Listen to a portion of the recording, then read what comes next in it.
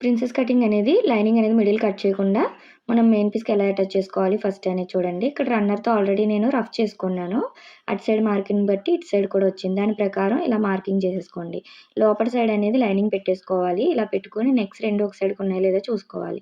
అప్పుడే కరెక్ట్‌గా వస్తుంది. మెయిన్ పీస్ లైనింగ్ అటాచ్ చేసుకున్న తర్వాత ఇలా మనం మార్కింగ్ చేసిన దాని పైనే స్టిచ్ వేసుకుంటూ వెళ్ళిపోవాలి.